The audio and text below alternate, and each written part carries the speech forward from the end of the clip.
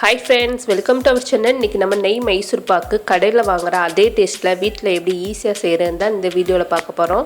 அதுக்கு முன்னாடி வீடியோ பார்க்குற फ्रेंड्स அனைவரும் இதுவரைக்கும் நம்ம சேனலை சப்ஸ்கிரைப் பண்ணாதவங்க ப்ளீஸ் மறக்காம சப்ஸ்கிரைப் பண்ணுங்க.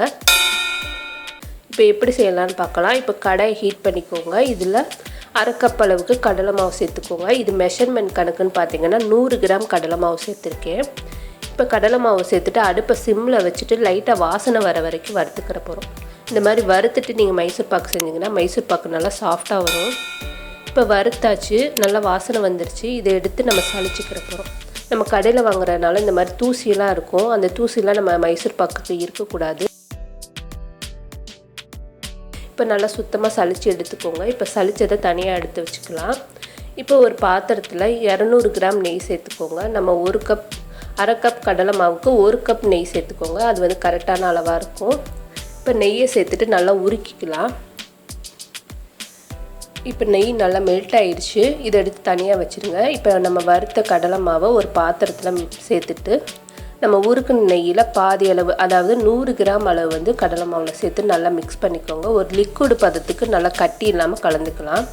இந்த மாதிரி ஃபஸ்ட்டே நம்ம கலந்துட்டு அதுக்கப்புறம் மைசூர் பாக்கு செய்யும்போது மைசூர் பாக்கு அங்கங்கே கட்டி இல்லாமல் நம்மளுக்கு நல்லா சாஃப்டாக வரும். நம்மளுக்கு கிண்டுறதுக்கும் சிரமம் இல்லாமல் இருக்கும். டைரெக்டாக கடலை மாவு போட்டு செய்கிறத விட இந்த மாதிரி மிக்ஸ் பண்ணிவிட்டு செய்யுங்க. நல்லா சாஃப்டாக வரும். கட்டியும் இல்லாமல் நம்மளுக்கு ஈவனாக வந்து நல்லா மிக்ஸ் ஆகும். இப்போ நல்லா மிக்ஸ் பண்ணியாச்சு. அடுத்து நம்ம சுகர் சிரப் செய்கிறதுக்கு ஒரு கடாயில் 150 கிராம் சுகர் எடுத்துக்கோங்க. 3/4 கப், நம்ம எந்த கப்பில் எடுத்தோமோ அதில் 3/4 கப் சர்க்கரை சேர்த்துருக்கேன். இதில் 1/4 கப் அளவுக்கு தண்ணி சேர்த்துட்டு நல்லா மிக்ஸ் பண்ணிக்கிற போகிறோம்.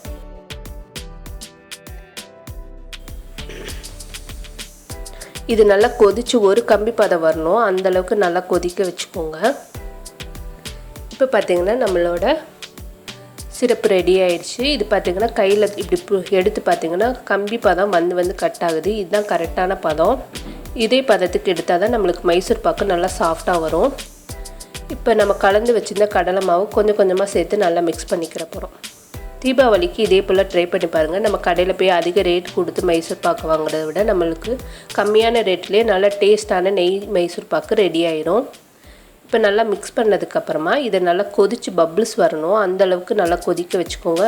அடுப்பை வந்து சிம்லேயே வச்சு கொதிக்க வைங்க. கடலை மாவு சீக்கிரமாகவே அடி பிடிச்சிடும். இப்போ நல்லா மிக்ஸ் பண்ணதுக்கப்புறமா இது வந்து நல்லா பபிள்ஸ் வரும். அந்தளவுக்கு கொதிக்க வச்சுக்கலாம். இப்போ பார்த்திங்கன்னா பபிள்ஸ் வர ஆரம்பிச்சிருச்சு. இப்போ நல்லா பபிள்ஸ் வர ஆரம்பிச்சிருச்சு. இந்த டயத்தில் நம்ம எடுத்து வச்சுருந்த மீதி நெய்யை கொஞ்சம் கொஞ்சமாக சேர்த்து நல்லா மிக்ஸ் பண்ண போகிறோம். இந்த நெய்யிலேயே தான் அந்த கடலை மாவு வேகும். நல்லா அந்த கடலை மாவு வந்து அந்த நெய்யை நல்லா உள்வாங்கி வெந்து வரும். அந்தளவுக்கு நல்லா மிக்ஸ் பண்ணிக்கோங்க. நம்ம ஊற்றின நெய்யே வந்து தெரியாது. அந்தளவுக்கு கடலை மாவு நல்லா உறிஞ்சி வெந்து வரும். இப்போ பார்த்திங்கன்னா நம்ம ஊற்றின நெய் எதுவுமே தெரியல. திருப்பி இன்னும் கொஞ்சம் நெய் சேர்த்துக்கலாம். இந்த மாதிரி கொஞ்சம் கொஞ்சமாக நெய் சேர்த்து நல்லா மிக்ஸ் பண்ணும்போது நம்மளுக்கு கடலை மாவு ஈவனாக வெந்து நம்மளுக்கு நல்லா சாஃப்டான மைசூர் பாக்கு ரெடி ஆயிடும். இதையும் நல்லா மிக்ஸ் பண்ணிக்கலாம். அடுப்பு வந்து சிம்லேயே தான் இருக்கணும். கைவிடாமல் நல்லா கலந்து விடுங்க. இப்போ பார்த்திங்கன்னா நம்ம ஊற்றின நெய் எதுவுமே தெரியல. இன்னும் கொஞ்சம் நெய் சேர்த்துட்டு நல்லா மிக்ஸ் பண்ணிக்கலாம். தீபாவளிக்கு நம்மளோட சேனலில் ஈஸியான பலகார ரெசிபிலாம் இருக்குது. நீங்கள் விருப்பப்பட்டீங்கன்னா அதையும் கூட செக் பண்ணி பார்த்துக்கலாம். இப்போ நல்லா மிக்ஸ் பண்ணியாச்சு. மீதி இருக்கிற எல்லா நெய்யும் நம்ம சேர்த்துக்கலாம். இது நம்ம சிம்பிள் தான். ஒரு 5லேருந்து 10 நிமிஷத்தில் நம்ம செஞ்சு முடிச்சிடலாம். ஆனால் டேஸ்ட் நம்ம கடையில் வாங்குற அதே டேஸ்ட்லேயே இருக்கும். கண்டிப்பாக தீபாவளிக்கு இதே போல் ட்ரை பண்ணி பாருங்கள். இப்போ நல்லா மிக்ஸ் பண்ணியாச்சு. கொஞ்ச நேரத்துலேயே நல்லா நுர கட்டி அந்த நெய்யெல்லாம் வந்து திருப்பி வெளியே வர ஆரம்பிச்சிடும். அந்தளவுக்கு கொதிக்க வச்சுக்கலாம். இப்போ பார்த்திங்கன்னா நல்லா நுரைச்சி அந்த நெய்யெல்லாம் திருப்பி வந்து ஸ்ப்ரெட் ஆக ஆரம்பிச்சிருச்சு. இந்த டயத்தில் அடுப்பில் வந்து உடனே இறக்கிடுங்க. இறக்கிட்டு வேறு பாத்திரத்தில் மாற்றிக்கிற போகிறோம்.